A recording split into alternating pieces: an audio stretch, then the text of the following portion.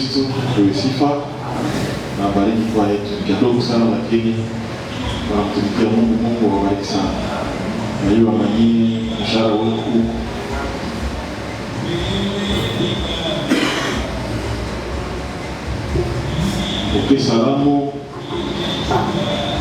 salamu hapa ya ndugu yetu Caleb kwa kule Turkana.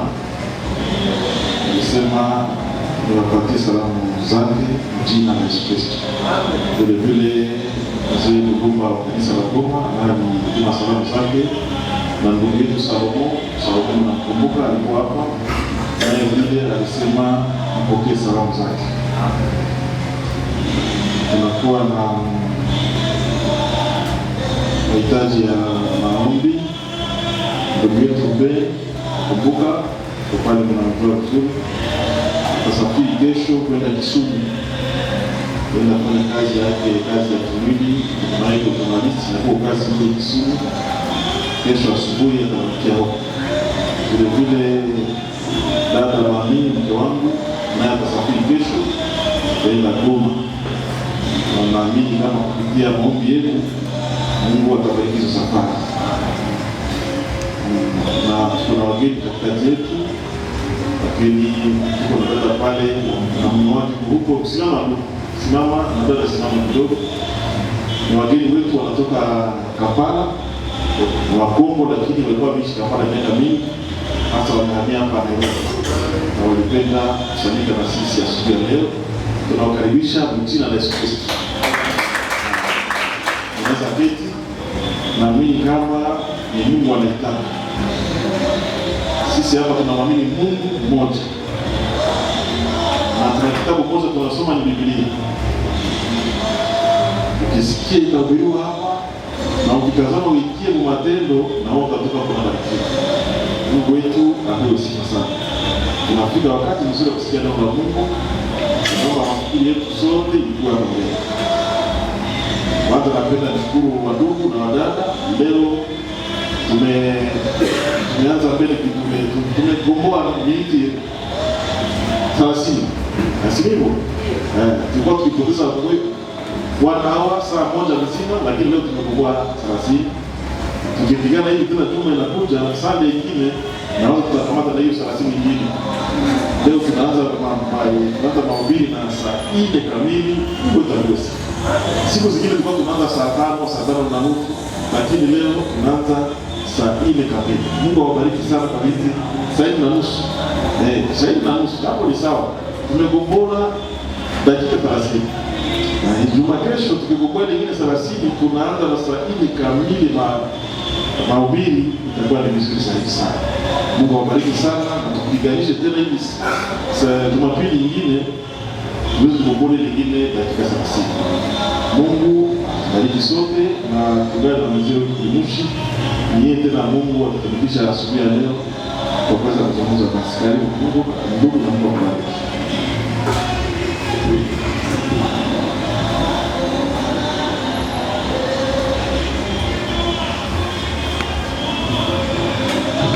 Sijui kama sote tutasikia Kiswahili. Kama Kiswahili na kukoroga sana mkia tukukoro tu. Kama Kiswahili kitahubiriwa hapa hausikii vizuri, tunaweza kumpatia mtu akusaidia na Kifaransa. Kama mnaona hamsikii, badala wetu kutoa Kolwezi. Mtakazana kusikia leo. Mtapenda mpate tafsiri. Haikali pembeni yenu. Aisemea patira asemea huko. Aseme Kifaransa huko. Wahubiri na Kiswahili na waseme Kifaransa. Kwa mzito. Ndio namna gani leo sasa? Fanya namna gani? Wale wadada wawili hawasikii Kiswahili na Kiswahili ya Kenya hawasikii. Wanasikia Kiswahili ya Katana. Hata ndugu pale, nani anasikia Kiswahili ya Katana? Tufanye namna gani? Wanasikia Faransa.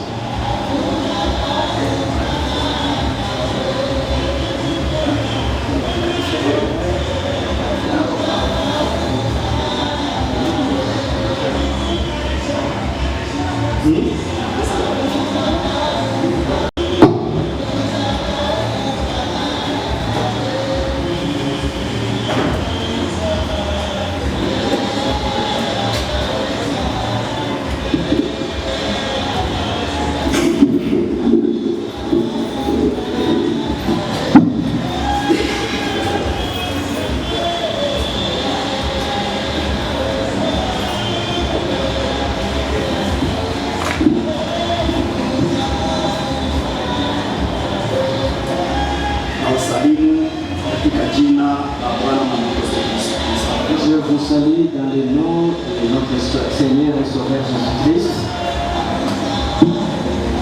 Amen. Mettons-nous debout pour lire la parole de Dieu. Mahali ambapo tunasoma Biblia yote. Là où nous sommes en train de lire toute cette semaine. Yohane sura yake ya 9 Jean chapitre 9. na mstari wa 31. Verset 31. Jean 9, 31. Nasoma jina la Yesu Kristo. Nous allons lire dans le nom du Seigneur Jésus-Christ. Nous savons que Dieu n'exauce point des pécheurs, mais si quelqu'un l'honore et fait sa volonté, c'est celui-là qui l'exauce. Tunajua ya kuwa Mungu hawajibu wenye dhambi wala kuwasikia, bali mtu akiwa mcha Mungu na mwenye kumheshimu, ni huyo Mungu kumsikia. Amen. Mungu Baba yetu na Bwana wetu Yesu Kristo. Dieu notre Père et notre Sauveur Jésus-Christ. Hapo mwanzo alikuwa neno, Au commencement était la parole, na neno alikuwa pamoja na Mungu. et la parole était avec Dieu. Tunafikia hiyo kipindi ya neno. Nous sommes maintenant nous sommes au niveau d'écouter ta parole. Tunakualika Baba uje uzungumzie kila mmoja wetu. Nous t'invitons, descends et parle à chacun de nous. Tukiomba chini ya damu Nous te demandons ainsi sur le sang, jina la Yesu Kristo. dans le nom de Jésus-Christ. Amen. Amen. Lezeni. Mettons-nous. Hii kitu tulishaisema mara nyingi. Nous avons parlé de ces choses pendant longtemps. Tangia nilipanda hii mimba, C'est depuis que j'ai commencé à prêcher. hii neno kila siku ninaisema, Chaque jour, je suis en train de parler de cette parole. sababu unajua ya kuwa kama ulimwamini Yesu, Parce que vous savez, si nous avons cru en Jésus-Christ, sababu tunajua kama kila mmoja iko na mwisho ya maisha yake hapa dunia. c'est parce que nous savons que chacun arrivera à la fin de sa vie sur la terre. Tutafika kwa wakati yenye nawe nami hatutakuwa kwa hii dunia. Il arrivera un temps où et moi et toi ne serons plus sur la terre. Sasa utaenda wapi Maintenant, où est-ce que tu iras? kama haukuamini Bwana Yesu? Si tu n'as pas cru en Jésus-Christ, Utaenda kwenye mateso. tu iras dans les tourments. Kama ulimwamini Bwana Yesu, Si tu as cru en Jésus-Christ, utaenda katika raha ya milele. tu iras dans les repos éternels. Wasioamini Mungu wanasema Ceux qui ne croient pas disent ya kwamba mtu anapofariki que lorsqu'un homme meurt, na mambo yote yanaishi. toutes ces choses finissent par là. Si hatuamini hivi. Nous ne croyons pas ainsi. Kufariki ni kubadilisha makao. La mort, c'est le changement des demeures. Kama uishi maisha machafu katika dunia, Si vous avez vécu dans une mauvaise vie, utaishi kwenye utaenda utalia na kusaga meno. là où vous allez vivre, vous serez en train de cresser les dents. Lakini kama uishi neno la Mungu, Mais si vous avez vécu dans la parole de Dieu, utaenda katika raha ya Mungu, vous irez dans le repos éternel. na hiyo ni kwa milele na milele. Et là, c'est éternellement. Mungu wetu atusi. Que notre Dieu soit loué. Sasa Mungu anakuambia hivi, Maintenant, Dieu te dit ceci. wale wanaotenda dhambi Ceux qui commettent des péchés hawataingia katika utukufu wake. n'iront pas dans sa gloire. Na dawa ya dhambi Et le médicament du péché, ni kuikiri. c'est les confesser. Bwana Mungu angali kwenye kiti cha rehema, Notre Dieu est encore sur le siège de grâce. angali anasamehe. Il pardonne encore aujourd'hui. Hata uwe ulianguka mzambi ya namna gani, Même si vous êtes tombé dans n'importe quel genre de péché, Mungu angali anaweza kukusamehe, Dieu peut encore vous pardonner. sababu ni ahadi. Parce que c'est la promesse.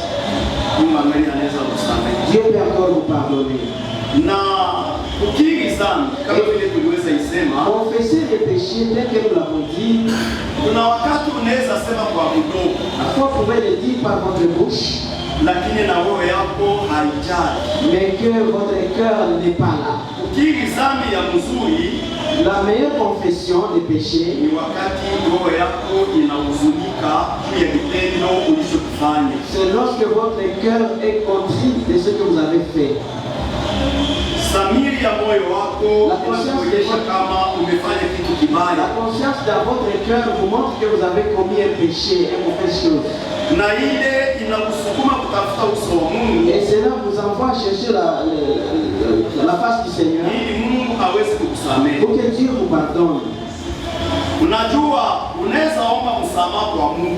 Vous pouvez demander pardon à quelqu'un, Mtu mwenye ulikosea unaweza muomba à msamaha. la personne à qui vous avez offensé, vous pouvez lui demander pardon. Usiwazie kama ule mtu tu amekusamehe na dhambi imeondoka. Ne croyez pas que comme celui-là vous a pardonné, c'est que le péché est sauvé. Mwenye anaondoa dhambi ni Mungu peke yake. C'est lui qui enlève le péché, c'est Dieu seul.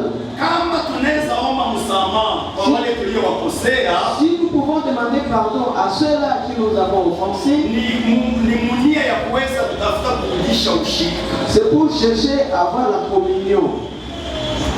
Sababu wakati unamkosea Mungu, Parce que unamkosea mtu, lorsque vous péchez ou vous offensez à quelqu'un, ile kosa inatafuta kukutenganisha na huyo Mungu, cette faute-là cherche à vous séparer de lui, d'elle.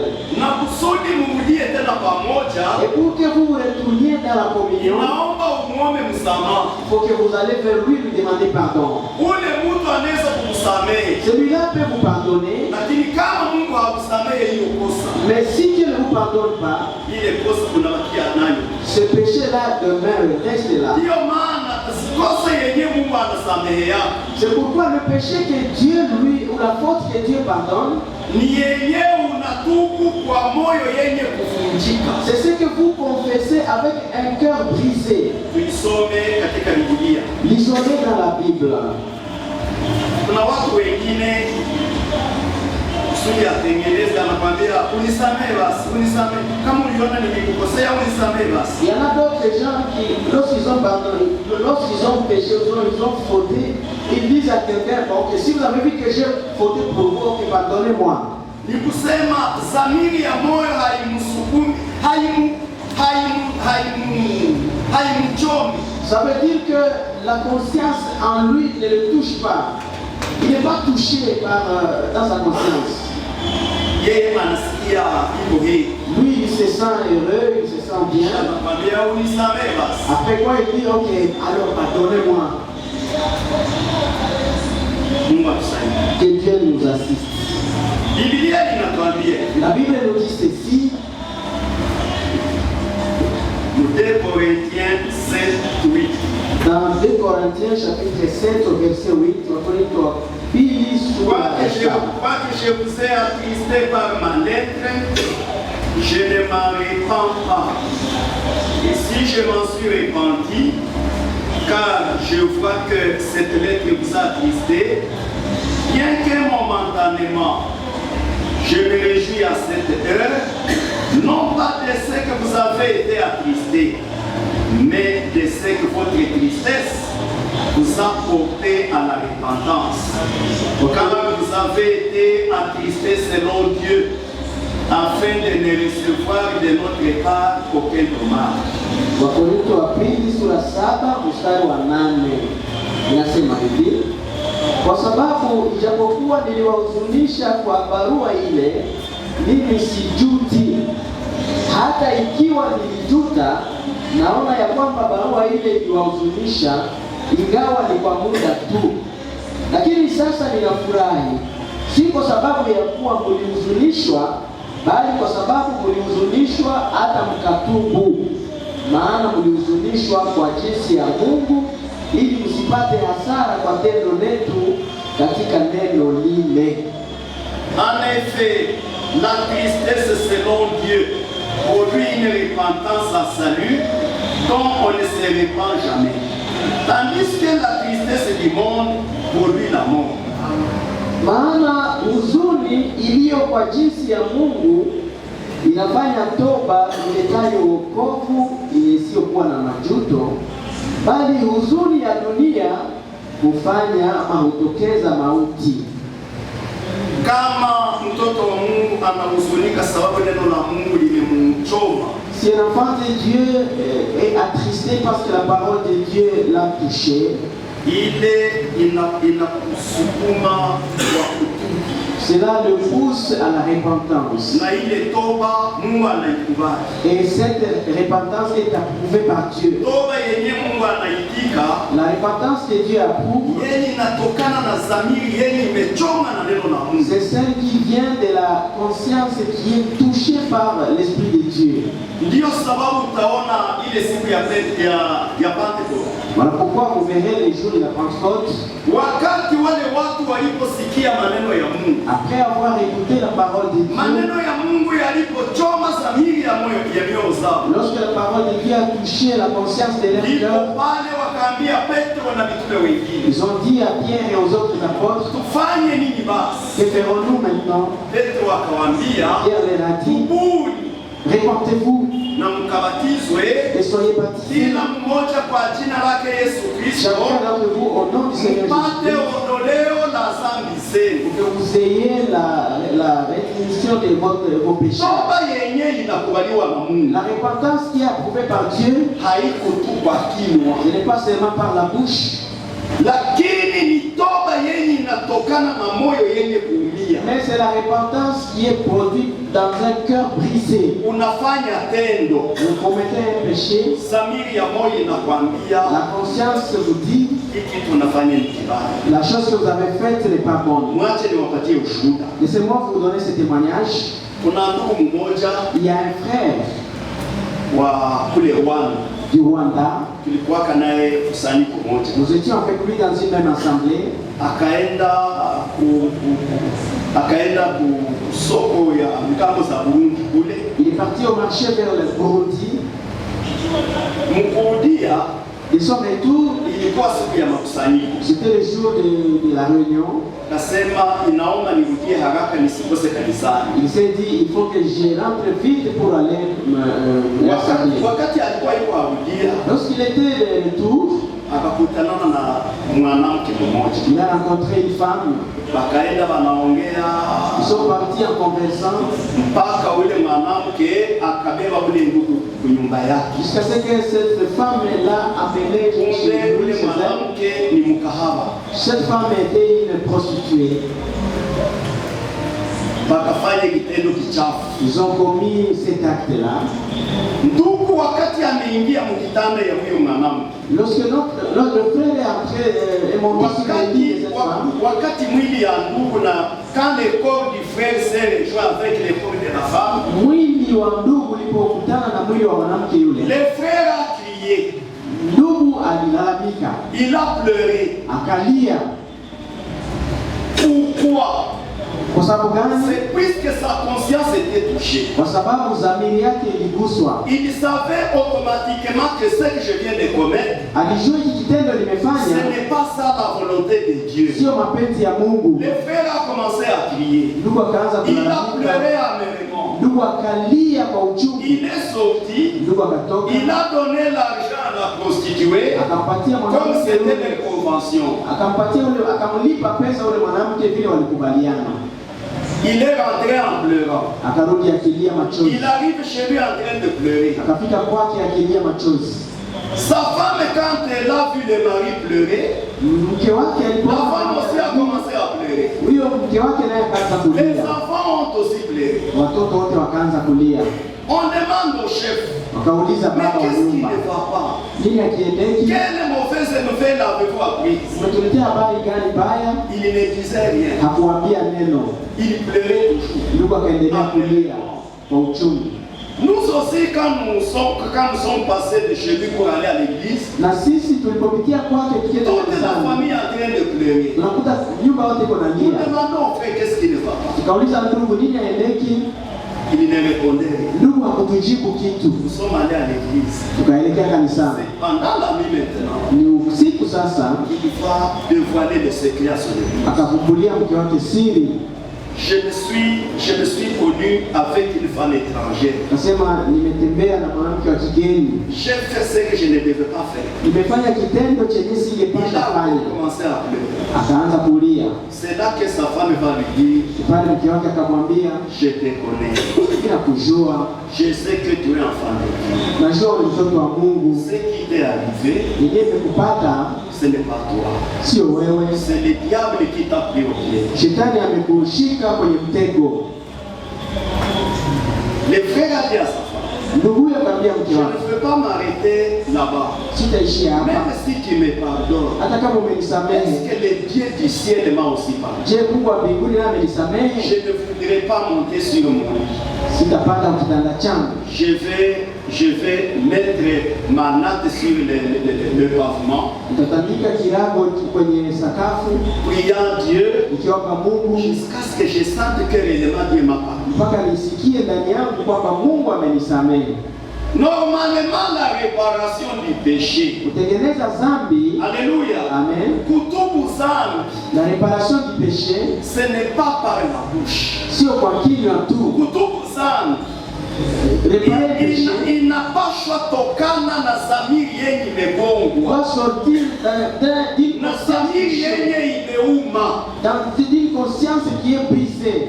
Unajisikia haiko ndio hivi nilipasha kuishi, Vous sentez à vous, ce n'est pas ainsi que je devrais vivre. tendo nilichokifanya haipendeze Mungu. L'acte que j'ai commis ne plaît pas à Dieu. Hiyo uchungu, Cette souffrance, hiyo huzuni, cette amertume-là, wakati unapiga magoti lorsque vous vous agenouillez, unaongea na Mungu vous parlez à Dieu na roho yenye kuuma avec un cœur brisé na kuondoa machozi, et vous pleurez amèrement, Mungu anasikia, Dieu écoute Mungu anasamehe. et il vous pardonne. Ndiyo maana neno la Mungu linasema Pourquoi la parole de Dieu dit katika kitabu cha Yeremia dans Jérémie, sura 1 chapitre 1er,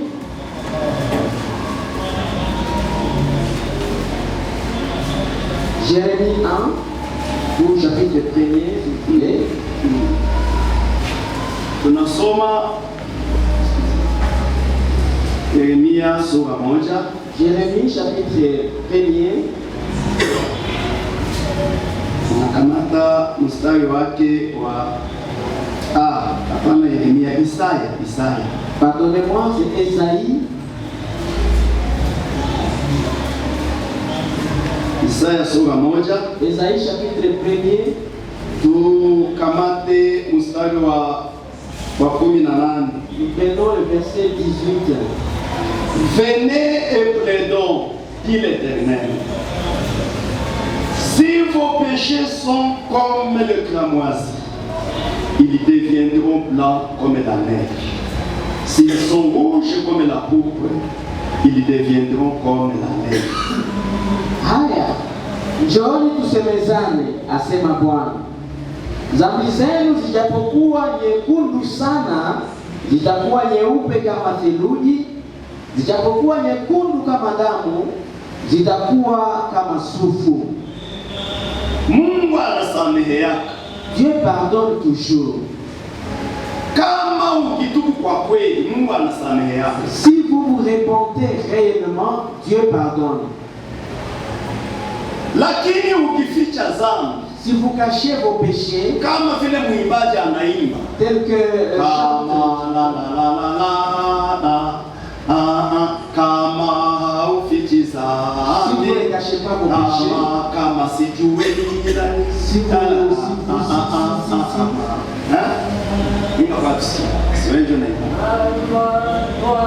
nini si nous croyons en Jésus, kama tufichiza dhambi, kama moyoni mweupe, tutafika mtoni pa ruisseau. kama haufiche dhambi, Si vous ne cachez pas vos péchés, sababu maisha yetu tunaishi leo, parce que la vie que nous menons aujourd'hui, watu wanataka heshima, beaucoup de gens veulent l'honneur. watu wanapenda kushinua. Les gens veulent se glorifier.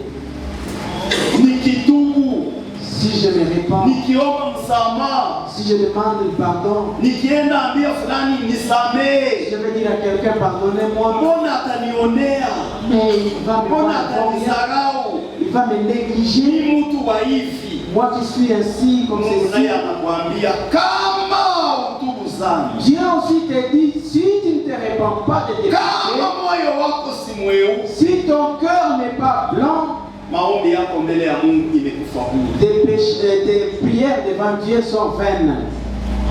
Leo hii watu wanapenda heshima, Aujourd'hui, beaucoup de gens veulent de l'honneur. watu hawalie juu ya makosa zao, Les gens ne pleurent pas à cause de leurs péchés. na ndipo pale utaona hata na kanisani, C'est là que vous verrez même dans les églises, ndugu Mkristo lakini mwizi, un frère il est chrétien mais voleur. ndugu Mkristo lakini msherati, Un frère il est chrétien mais un ndugu adultère. Mkristo lakini mchonganishi, Un frère il est chrétien mais vraiment il est ndugu bagarreur. Mkristo lakini msema bongo, Un sijue frère mambo. il est chrétien mais un menteur. Amen. Amen. Mtu alibatiziwa Quelqu'un qui a été baptisé jina la Yesu Kristo, dans le nom de Jésus-Christ, lakini ungali unasema bongo, mais il continue à mentir. hauwezi shuhudia kweli. Tu ne peux jamais témoigner la vérité. Ndugu alibatiziwa mjina la Yesu Le Kristo, frère a été baptisé dans le nom du Seigneur, lakini ni mwizi. mais c'est un voleur. Unampatia pesa, Vous lui donnez de l'argent, wenda ninunulia mkate, va me chercher du pain, ananunua mkate kwa shilingi 20, il achète du pain à 20 shillings, anakwambia mkate kwa leo na ilishapanda bei inakuwa 30. mais il vous dira qu'il a acheté à 30 shillings. Sasa utaomba Mungu, je, Comment allez-vous prier Dieu kama moyo wako si mweusi? si votre cœur n'est pas blanc? Kubatiziwa Être baptisé hayakuwa njo mwisho. n'est pas ça la fin. Mtu mwenye alishabatiziwa Celui qui est déjà baptisé mjina la Yesu Kristo, dans le nom du Seigneur Jésus, inakuomba sasa il te faut maintenant uishi neno. vivre la parole de Dieu.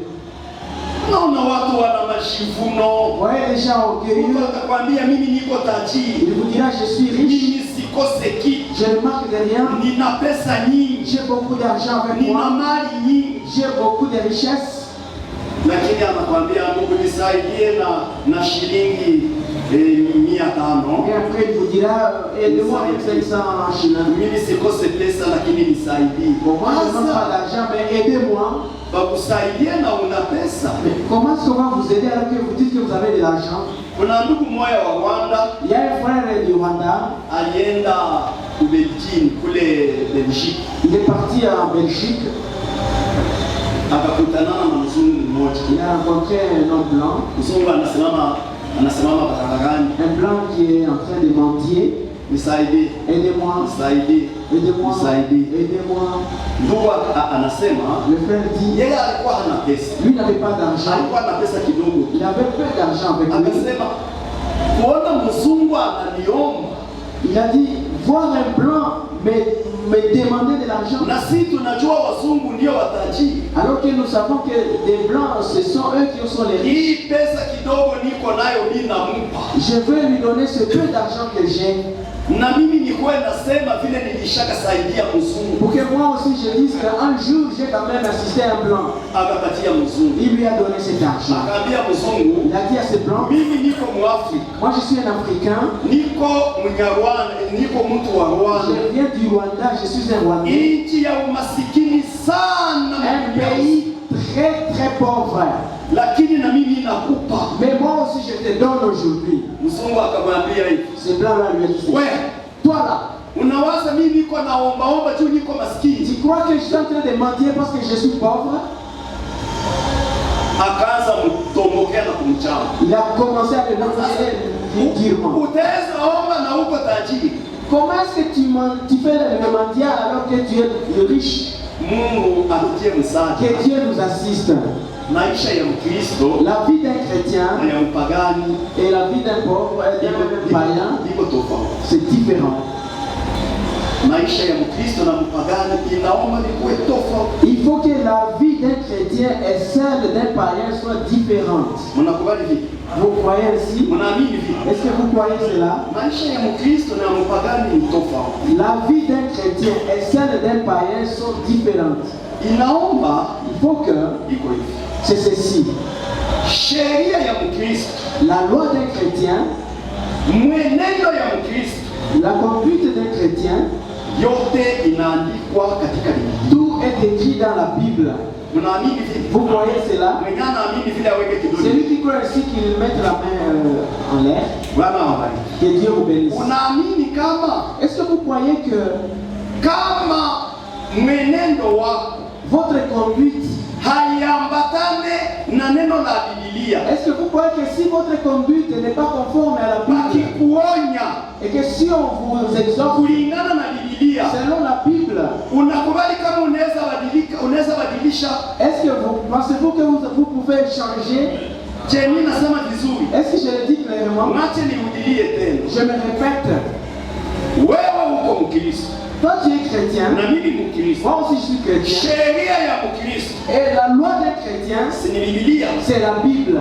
Amen. Amen. Sasa ninauliza hivi. Maintenant je pose cette Je, unakubali est-ce que vous acceptez kama unaonyeka que si on vous exhorte kulingana na neno la Biblia, conformément à la parole de la Bible, banakusomea et Biblia que l'on vous lise la Bible kulingana na maisha yako mabaya, selon votre mauvaise vie, unakubali kama unaweza acha maisha mabaya ufuatane kenye Biblia inasema? allez-vous accepter d'abandonner votre mauvaise vie et suivre ce que la Bible dit? Mnakubali? Est-ce que vous acceptez Tuishuhudie cela? kwa vidole. Montrez-le par comment. Unakubali kama Biblia ikisema? Est-ce que vous acceptez que si la Bible dit quelque chose, Mimi nitajipanga kwa upande wa Biblia. moi je vais me conformer à la Bible? Unakubali? Est-ce que vous acceptez cela? Sababu Biblia ndio kitabu cha Mungu. Parce que la Bible c'est elle la parole de Dieu, le livre de Dieu. Mungu hana vitabu viwili. Dieu n'a pas deux livres. Mungu ana kitabu kimoja. Dieu n'a qu'un seul livre. Na ni muhimu kitabu Et c'est dans ces cho livres mnaandikwa sheria zake. que sont écrites ces lois. Walio wa Mungu Ceux qui sont de Dieu, wanatii sheria za Mungu zenye kuandikwa Biblia. ils croient et respectent, ils obéissent à la loi de Dieu qui sont Ndio écrites. maana Biblia inasema Pourquoi la Bible dit, walio wa ceux Mungu qui sont de Dieu wanasikia maneno ya Mungu. écoutent les paroles de Dieu. Amen. Amen. Sasa hiyo Biblia inatuambia nini? Maintenant, que nous dit cette Bible? Tuisome sasa. Lisons-les maintenant. Ni kusema hapa mmenipatia ruhusa ya kusoma Biblia. Ça veut dire que vous me permettez maintenant de lire la Bible. Biblia ambayo ni kitabu kitakatifu La Bible ici qui est le livre saint inatuambia nous dit ceci katika Wathesalonika wa kwanza sura yake ya dans sura 1 Thesalonika wa kwanza Thessaloniciens sura Pardonnez-moi. kamate Wathesalonika wa kwanza sura yake ya 4 1 Thessaloniciens chapitre 4 mstari wa 3 au verset 3. tunasoma, Nous lisons. ce que Dieu veut c'est votre sanctification. C'est que vous vous absteniez de l'impudicité. C'est que chacun de vous sache posséder son corps dans la sainteté et l'honnêteté, sans vous livrer à une convoitise passionnée, comme font les païens qui ne connaissent pas Dieu. Maana kile ambacho Mungu anataka ni utakaso wenu, ni kwamba mwepukane na uasherati, kwamba kila mmoja wenu ajue kuweza mwili wake katika utakatifu na heshima. Kile ambacho Mungu anataka, Ce que Dieu veut, kenye Mungu anataka ce que Dieu veut kwangu, à moi et pour toi, kwa sisi sote, pour tout le monde, ni utakaso. c'est la sanctification. Kenye Mungu anataka Ce que Dieu kwetu sote ni utakaso. Nous tous ici, c'est la sanctification. Kila mtu ajue kujilinda na pepo ya usherati. Que chacun de vous sache s'abstenir de l'impudicité. Kila mtu ajue kutawala mwili wake katika utakatifu. Que chacun de vous sache posséder son corps dans la sainteté. Alléluia. Amen. Alléluia. Amen. Kila mtu ajue kutawala mwili wake katika utakatifu. Que chacun de vous sache posséder ou dominer son corps dans la sainteté. Wakisi mtu atoke Kampala, De manière que quelqu'un peut quitter mtu Kampala, atoke Kongo, que quelqu'un peut quitter Congo, le Congo, ama mtu wa hapa Kenya ou quelqu'un d'ici au Kenya, akuone qui te voit barabarani, et qui te voit dans la route, aone mwili wako qu'il voit ton corps tangia kichwa mpaka vidole vya miguu, sur la tête jusqu'aux orteils, akutazame, qu'il te regarde anasema et qu'il dise, huyu celui-ci, ni Mkenya c'est un Kenyan, lakini tofauti mais il est différent ya Wakenya wengine. de tous les autres Kenyans. Huyu ni Mkongomani Celui-ci, c'est un Congolais, lakini tofauti mais il est différent ya Wakongomani wengine. des autres Congolais. Huyu anasema lugha ya Wanyarwanda Celui-ci parle le Kinyarwanda, lakini mais tofauti il est différent ya Wanyarwanda wengine. des autres Rwandais. Haleluya! Amen.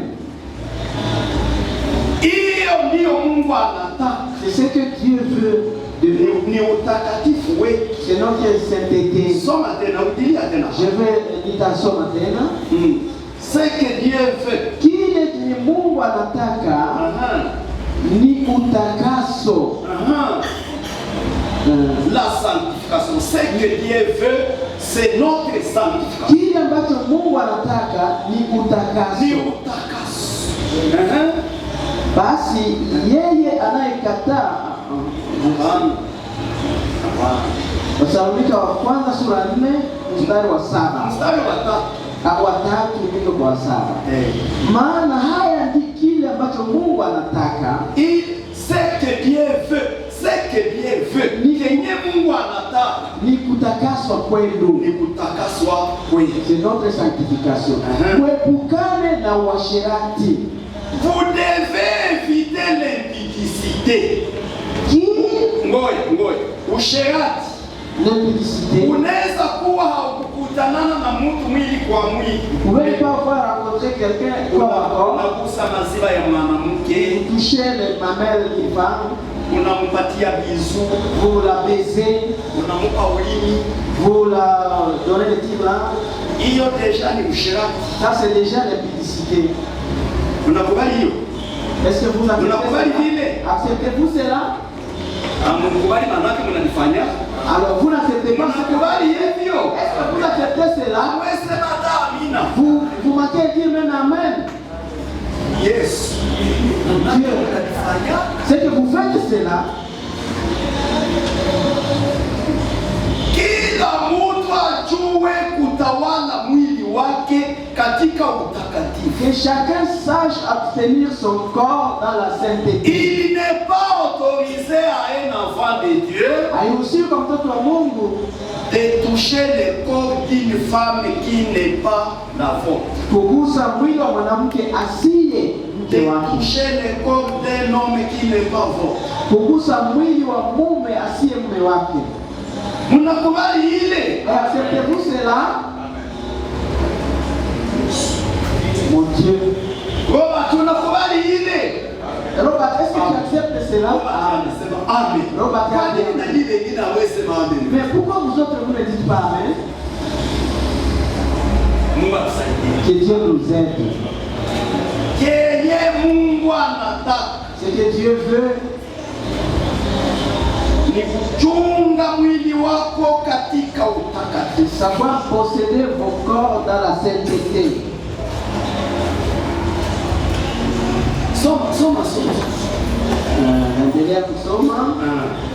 Acha nianze mara moja pale mstari wa 3. Kenye Mungu anataka ni kutakaswa kwetu, kuepukana na uasherati. kila mmoja wenu ajue kuweza mwili wake katika utakatifu na heshima.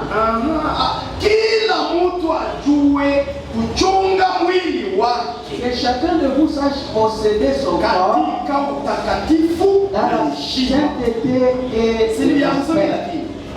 Amen.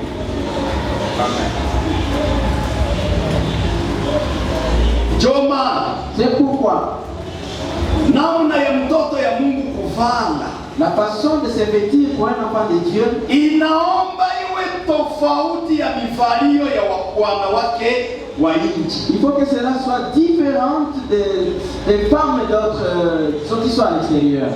Inaomba iwe tofauti ya mivalio ya wanaume wa nchi. La façon de se vêtir d'un enfant de Dieu doit être différente de ceux du monde. Kwa kisi wanapokuona De manière que quand ils te voient, anasema huyu qu'ils disent que celui-ci, ndiyo ni Mkenya, c'est vrai, c'est un Kenyan, anasema lugha ya Kenya, il parle la langue ni Mkongomani, c'est un Congolais, anasema lugha ya Wakongomani, lakini mais iko tofauti il est différent ya wanawake wengine wa Wakongomani, d'autres femmes congolaises.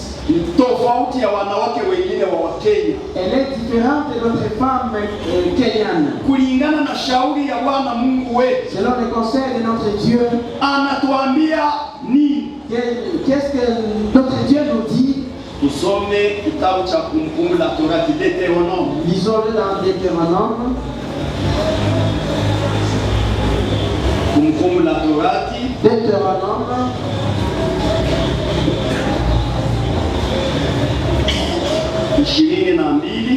Chapitre 22. na mstari wa 5. Verset 5. Mungu anasema, Dieu dit, anaambia wale wenye kumwamini, il dit à ceux-là qui croient en lui, ndiyo wewe na mimi. c'est bien toi et moi. Hii haiko sheria ya watu wote, Ça, ce n'est pas la loi pour tout le monde. hii ni sheria kwetu sisi tuliomwamini. Ça, c'est la loi pour nous qui avons cru en lui. Haleluya. Alléluia. Ninapenda niwaulize, Je voudrais vous poser cette question. mnaamini kama Yesu alifia watu wote msalabani? Watu wote. Croyez-vous que Dieu, Jésus-Christ est mort pour tout le monde à la croix? Est-ce que Jésus est mort pour tout le monde? Yesu alikufa kwa ajili ya watu wote? Jibu ni hapana. La réponse est non. Yesu hakukufia watu yote. Jésus n'est pas mort pour tout le monde. Yesu alikufia walio wake. Jésus est mort pour ceux qui sont pour lui, aux siens. Amen. Amen. Yesu alinifia mimi. Jésus-Christ est mort Yesu pour moi. alikufia wewe. Jésus-Christ est mort pour Wewe toi. mwenye kumwamini. Toi qui l'as cru. Ou toi qui crois en lui. Ndio maana maneno ya Biblia C'est pourquoi les paroles de la Bible haiko ya watu yote, ne sont pas pour tout le monde. ni ya watoto ya Mungu. Elles sont pour les enfants de Dieu. Sikia sasa vile Mungu anaambia watoto yake. Écoutez ce que Dieu dit à ses enfants. Namna wanapaswa kuwa wanavaa. Comment est-ce qu'ils doivent se vêtir? Mstari wa 5 Au verset 5 de Deutéronome 22, anasema, il dit ceci. une femme ne portera point un habillement d'homme, Mwanamke asivae mavazi ya mpasayo mwanamume, et un homme ne mettra point de vêtements de femme, wala mwanamume asivae mavazi ya mwanamke, car quiconque fait ces choses kwa maana anayefanya hivyo est en abomination à l'Éternel ton Dieu. haya ni machukizo kwa Bwana Mungu wako. Haleluya. Amen. Wakati Adamu na Eva wameanguka mzani, Lorsque Adam et Ève sont tombés dans le péché, hii kitu mlifuate mzuri. suivez-moi bien. Wakati Adamu na Eva walianguka mzani, Lorsque Adam et Ève sont tombés dans le péché, baba yao leur père, Mungu, Dieu, sababu walipoanguka mzambi, parce que lorsqu'ils sont tombés dans le péché, ndio wakashikuta wako uchi. ils se sont retrouvés nus. Mbele wafanye zambi, Avant de commettre le péché, walikuwa hawajui kama wako uchi, ils ne savaient pas qu'ils sont nus. lakini walipoanguka, Mais dès qu'ils sont tombés dans le péché, ndio macho à ce ikafunguka, moment-là, leurs yeux sont wakashikuta ouverts, wako ils uchi. se sont retrouvés nus. Amen. Amen. Mnajua namna Mungu alileta malipizi na ile kwa wale watu Vous savez les punitions que Dieu leur a données kwa Adamu, chez Adam, kwa Hawa, chez Ève kwa nyoka. et chez le serpent. Mungu akafanya je? Qu'est-ce que Dieu a fait? Akachinja kondoo, Il a égorgé, il a immolé un agneau. akatoa ngozi, Il a dépoté, il a enlevé la peau akavika Adamu, et il les a vêtis. akatoa ngozi, Il a pris la peau, akavika Hawa. il a vêti. Amen. Amen. Bote balivikwa na ngozi, Tous ont été vêtus par une peau, la la peau de l'animal. lakini Mais mashono tofauti. de différentes coutures. Haleluya! Amen. Yote ilikuwa ngozi, C'était la lakini peau, mashono tofauti. mais la couture était différente. Tunasikilizana? Est-ce que vous me comprenez? Manguo zenye tunavaa Les habits que nous portons, inaweza kuwa meme tissu, ça peut être un même tissu, ni nguo moja, même tissu, ile nguo le même habit, mwanaume anaivaa, le même tissu, hiyo nguo le même tissu, mwanamke anaivaa, lakini mashono mais tofauti. les différentes coutures. Sijui kama unaelewa. Je ne sais pas si vous comprenez cela. Hii C'est même tissu, Hii ce nguo tissu ici, hii, le tissu ici, banaweza shonamo, banaweza shonea mwanaume. de ce même tissu, on peut coudre Hii kilaka un pantalon pour un homme. banaweza shonea na mwanamke. De ce même tissu, on peut coudre. Ni nguo moja, ni kilaka moja, C'est un même lakini tissu, mashono tofauti. mais de différentes coutures. Unaelewa? Vous comprenez? Kuna watu wako na imani ya kusema, Il y a ces gens qui disent, ils ont la foi de dire, unaona nguo hii dada anavaa, vous voyez la panique et la chair ici. mume wake akishonesha moshati, Si son mari coudre avec cette même tissu une chemise, banasema anavaa nguo ya wanamke. il dit oh, il met un vêtement de femme. Ninapenda ni maswali. Je vais vous poser une question. Unaona hii nguo kiana anavaa, Vous voyez l'habit ici que le usimame tu. Mets-toi debout. Unaona hii nguo, Vous voyez cet habit ici, ces jeans. hii nguo Ces jeans ici du frère. na mwanamke anaweza shoneshamo kanzu. Une femme aussi. Simama. Une femme Unaona aussi. hii nguo Vous hii? voyez ce même vêtement ici. Simama kadogo dada. Mets-toi debout. Si unaona kama hii kilaka na njoo hii, Que le tissu de la chair, c'est le même jeans que celui de frère. si ndivyo? Tous sont des jeans. Lakini mashono tofauti. Mais les coutures sont différentes. Hii ni ya wanaume Ces jeans ici est pour les hommes. na hii ni ya wanawake, Et ces jeans là c'est pour lakini les femmes. kitambala moja. Mais le même, tous sont des jeans. Tuko pamoja? Tuika. Mettons-nous. Sasa ndipo Mungu anasema, Maintenant Dieu dit, siruhusu mwanamke je ne permets pas à la femme kuvaa mavazi ya wanaume de se vêtir des vêtements na d'homme mwanaume et que les hommes asivale mavazi ya wanawake. ne mettent pas des vêtements de femmes. Kila mara ninazoea kuambia mke wangu, Chaque fois je dis ceci à ma femme, sababu parce que tunaona jinsi tunalala mkitanda. vous voyez tel que nous dormons dans un même lit. Usijue kama jinsi mimi nalalaka na njoo jinsi na nyinyi mnalala sijui. C'est pas si je dors que vous autres vous dormez dans vos lits. Mimi mkitanda yangu mimi njoo ninalala mbele. Moi dans mon lit, c'est moi qui dors devant. Bibi anakuya nyuma. Mon Sijui kama épouse naona wewe dort derrière. Je ne sais pas si c'est chez vous aussi c'est la même chose. Pour ceux qui sont mariés, bien sûr. Lakini Mais wakati tulioana na mke wangu, lorsque nous sommes mariés avec mon épouse, haiko mimi nilimwambia fasi yako. ce n'est pas moi qui lui ai dit, voilà, tu dois chaque fois dormir derrière moi. Yeye aliingia mchumba mbele, C'est elle entre avant moi dans la chambre. nilibakia niko naongea na watu, J'étais resté dans le salon en train de nakuta converser. alishaingia mkitanda. Je la trouve au lit. Anasogea kule. Elle est là, elle est là. Haiko mimi ndio nilimwambia. C'est pas moi qui lui ai demandé de dormir là. Sema maumbile, C'est-à-dire dans la nature, mwanamke anajua fasi yake mkitanda. la femme connaît sa place dans le lit. Sasa Maintenant, wakati mwanaume anasafiri, lorsque l'homme voyage. Hivi na pastor naye hivi na ndugu baseme ni vile. Hivi na ndugu Peut-être que frère pasteur c'est comme ça, frère Bassem c'est comme ila ça. yeyote mwiko nabii. Tout celui qui est marié, bien sûr. Na mwingine mwenye kufika hivi naye ni vile. Wakati unasafiri, Lorsque vous voyagez, bibi halale nyuma. lorsque vous voyagez, la femme ne va pas dormir derrière. Analala pale kwa unalala. Elle dort là où vous dormez, vous hommes, devant. Sisi kauliza wanawake kama ndio. Je ne vais pas demander aux femmes mariées si c'est ainsi. Juu ya nini ninasema hiki? Pourquoi je dis ceci? Kila kitu yote mwanaume anagusa.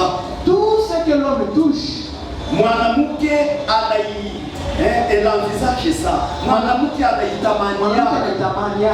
elle envisage aussi cela.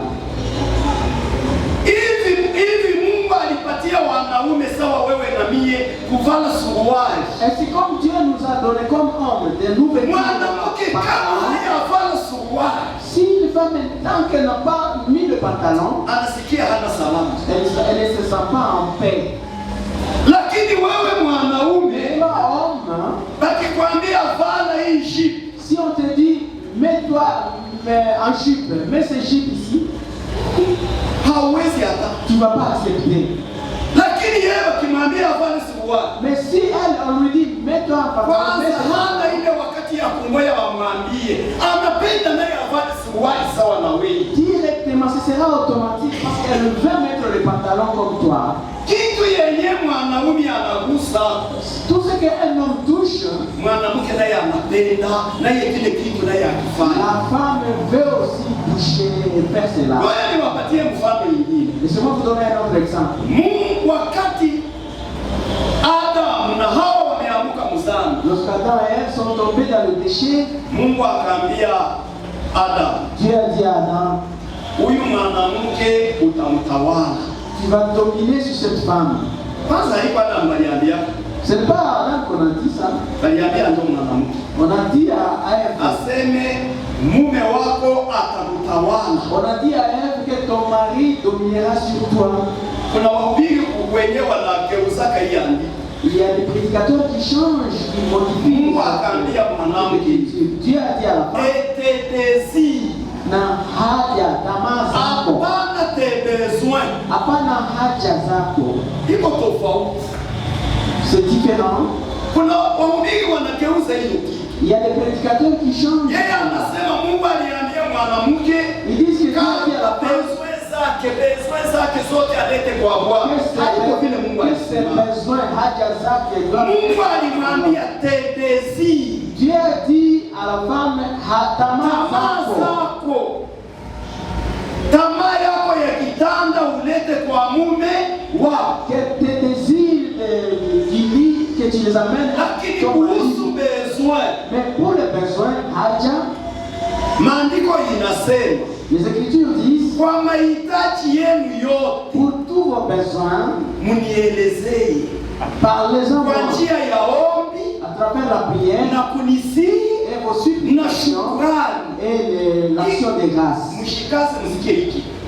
Efforcez-vous à comprendre ceci. Hakuna mwanaume hata mmoja Il n'y a aucun homme mwenye anaweza toshelea mahitaji ya mwanamke. qui peut satisfaire aux besoins de la femme.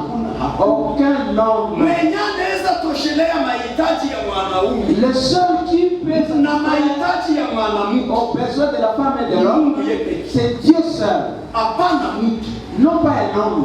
Lakini kwa tamaa, Mais quant à ce qui désire, tetezi, le désir, usipelekee mume mwingine. n'apportez pas tes désirs à un autre homme. Tamaa zako ulete kwa mume wako, Que tous tes désirs, que tu les amènes à ton mari. naye atakutawala. Et ce mari-là va dominer sur toi. Amen. Amen. Lakini tu Mungu amepatia mwanaume hiyo madaraka. Mais comme Dieu a donné cette autorité à l'homme, Mwanamke inaomba leo naye atafute kutawala. Mpaka mimi ndio nitawala. aujourd'hui la femme aussi cherche à dominer. La femme aussi cherche à dominer. Wakati Mungu ameona ile, Lorsque Dieu a vu cela, ndio akasema, alors il a dit, siruhusu mwanamke je ne permets pas à la femme kuvaa manguo za kiume de se vêtir en vêtements d'homme. na siruhusu mwanaume Et je ne permets pas à un homme afanye mambo za de mwanamke. se vêtir en vêtements de femme. Ile yote ni machafuko mbele ya Bwana Mungu. Haleluya. Amen. Je dis que c'est l'abomination devant Dieu. Mwanamke afanye sawa mwanamke Que la femme mette des vêtements de femme na mwanaume afanye sawa et mwanaume. que l'homme mette des vêtements des hommes. Hapana kupigania mavazi ya kiume, Non pas vous disputer des habits des hommes. mpaka na mimi nifanye sawa Il mwanaume. faut que je me vêtisse comme un homme. Ona hii paketi, ona hii suruali. Regardez-moi ce pantalon. Unaona haka kaka kuikaa kwetu. Hivi na sisi tunahitaji sana, sijui na nyinyi mnahitaji. Vous voyez cette partie ici. La partie Haka ici. kakufunika mashine. Ce qui couvre ici, la partie ici. Unakaona Comment on l'appelle? Mwanaume aka kanaenda kushoto. Pour l'homme, cela est vers la gauche. Watu kwa kutafuta tu kubadilisha mambo. Alors, comme l'homme cherche à changer des histoires, Hivi Mungu alikatalaka mwanamke asivale mambo ya mwanaume. Dieu a refusé que la femme ne mette pas des vêtements d'homme. Acha tutie hii lisani huku kukuume. Nous allons mettre ce lisane ici vers la droite. Makwe wanasema kama ni nguo ya kike. Pour qu'on dise que ça c'est un vêtement des femmes. Mwepuke hiyo mchafuko. Évitez cela, c'est l'abomination. Mungu wa Kristo. Vous êtes des chrétiennes, Mfanye sawa wa Kristo. mais Haleluya. pas comme des chrétiennes. Mfanye sawa wa Kristo. Hata kama shetani anaweza tia hiyo ujanja. Même si le diable Aweke met cette malice, lisani ngambo hivi. qu'il mette cette lisane à la droite, Chona wewe unasema nono ni ya wanamke. alors toi si tu diras, dis non, ça c'est pour les femmes. Inaomba kuonekane tofauti kati ya mivayo ya Wakristo na wapagani. Il faut qu'il y ait des différences dans la façon de se vêtir entre les païens et les chrétiens. Amen. Amen. Mungu anaendelea. Dieu continue à dire, Tuko tunasema juu ya mivayo. nous parlons des vêtements. Kamate Timotheo wa kwanza sura yake ya 2. Prenons 1 Timothée chapitre 2.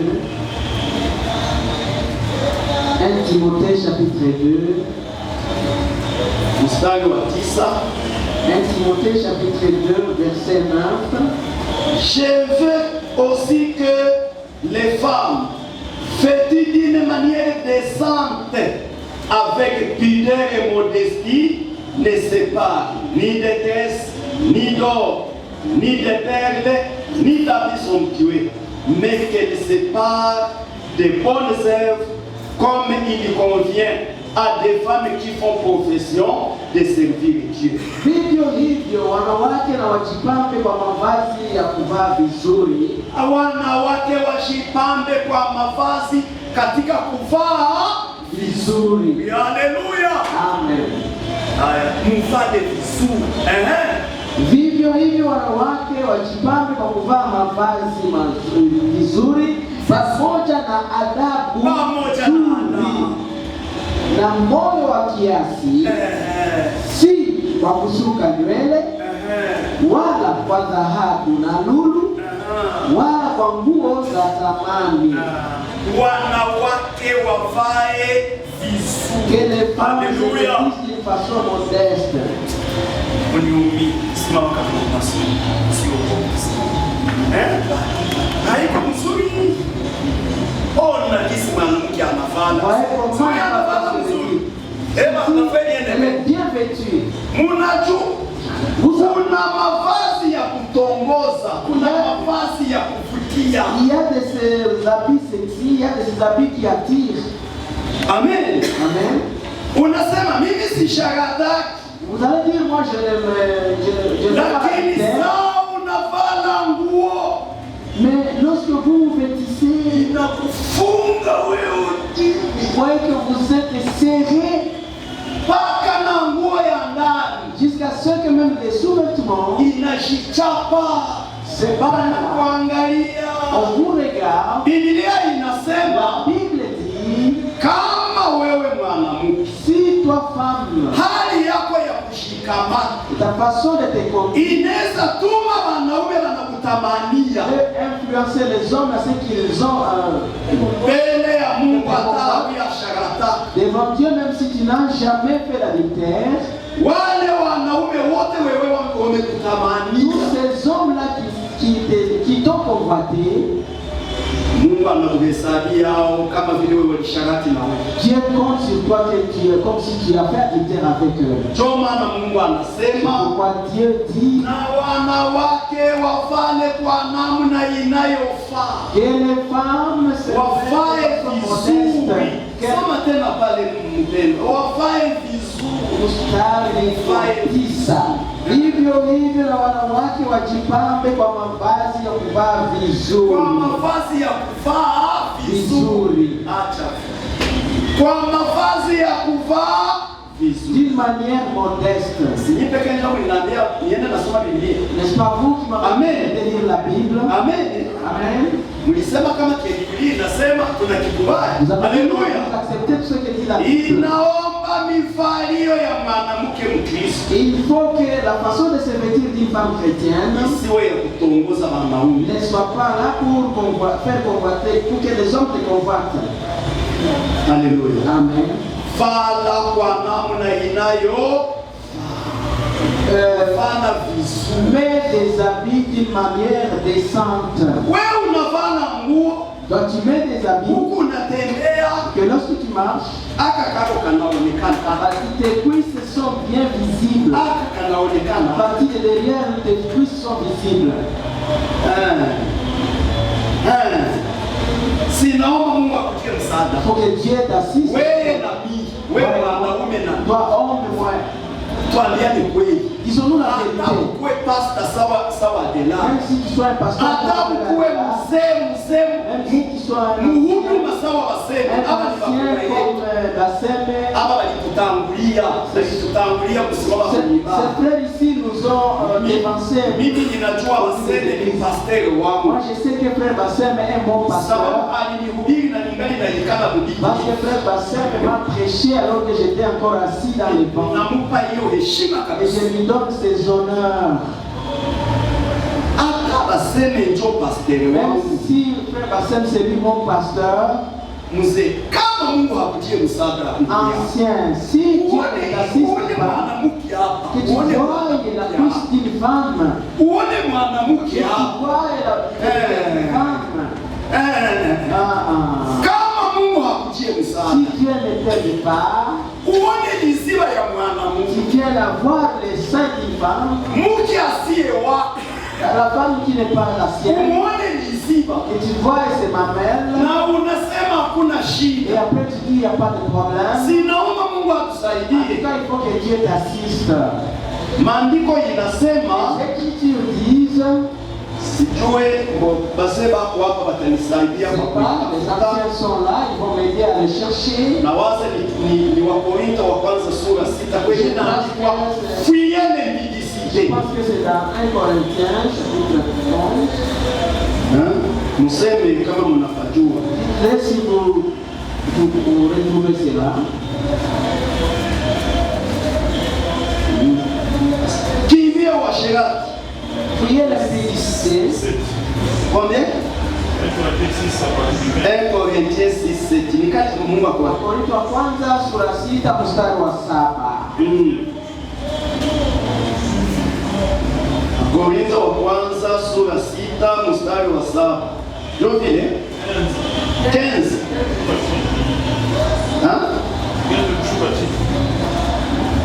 Sipendi ya kushuka chini, napenda toka ni kadogo. Fuyez l'impudicité. Wanasema fuyez l'impudicité. Verset 18. Njoo pale. Wakorintho wa kwanza sura 6 mstari wa 18. Ale inasema fuyez l'impudicité. Kimbieni washerati. Fuyez l'impudicité. Kimbieni washerati. Wakorintho wa kwanza 6 mstari wa 18.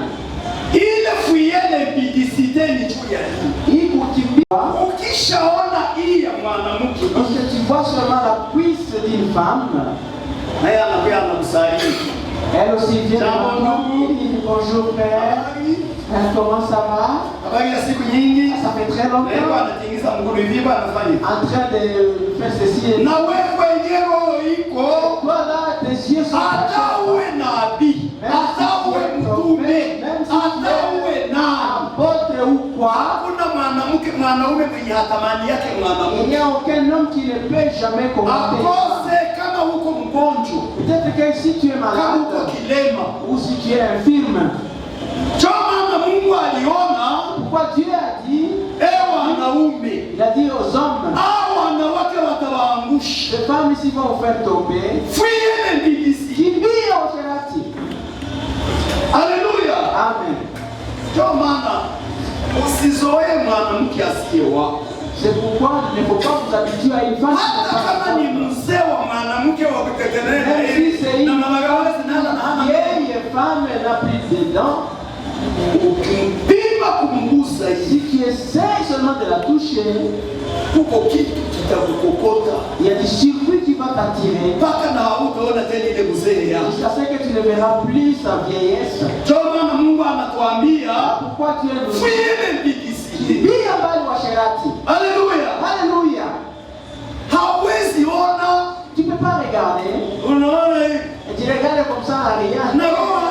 na roho ikose kudunda dunda ile. Et ton cœur ne puisse pas battre doublement. Sasa Mungu anasema fuye, Alors Dieu te dit, kimbia, kimbia mbio, fuis-le. watakutoka na macho hapo. On va te crever les yeux. Sasa na wewe mwenyewe uko dada, Et toi qui es la sœur, wewe mwenyewe unapenda kwenda kumbingu, toi qui veux aller au ciel, faida gani sasa ufanye vibaya kwa kuvutia wanaume? quel est l'intérêt pour toi que tu tires en faisant convoiter les hommes?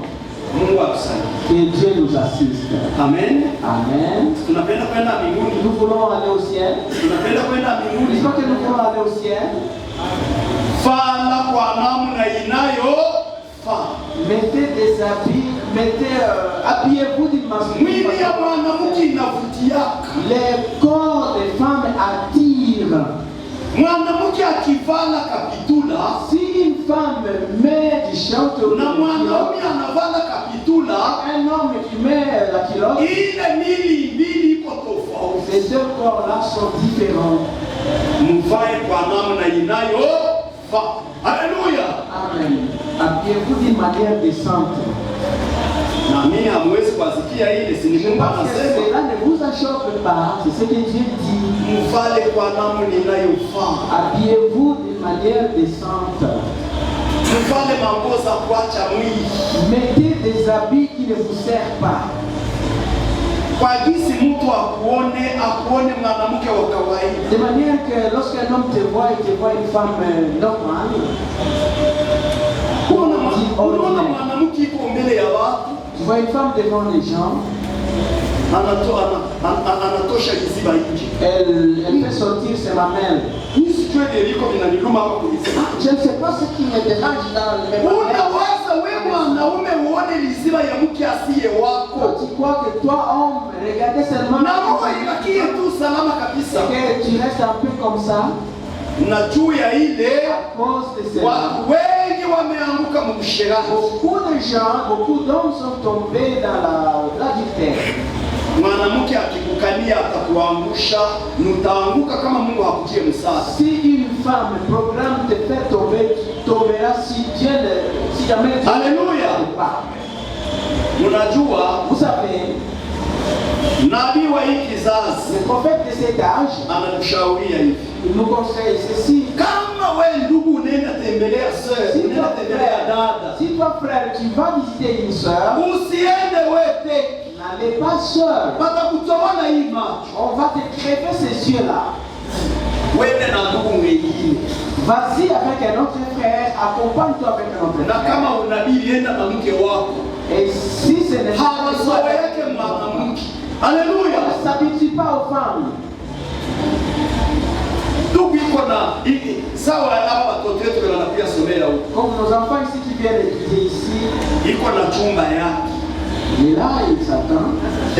Wenzake wanafunzi wanakuja kumtembelea. Il y a ses collègues étudiants qui Mwanafunzi mwanamke akuya kutembelea. une étudiante Anaingia mule mchumba yake. qui vient te visiter dans ta chambre. Anaikala kukitanda yako. Elle se met sur ton lit. Kisha kwambia sasa, ndugu mimi nimechoka nataka nipumzike kidogo. Ndio maana nipumzike hapa.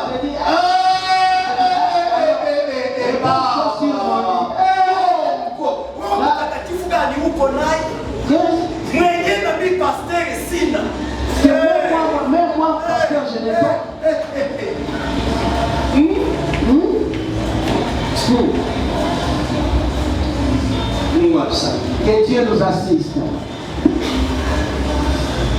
Namna ya mavazi Dans la façon de nous habiller, inaomba tukue tunavala sawa kwa Kristo. nous devons nous vêtir comme des chrétiens.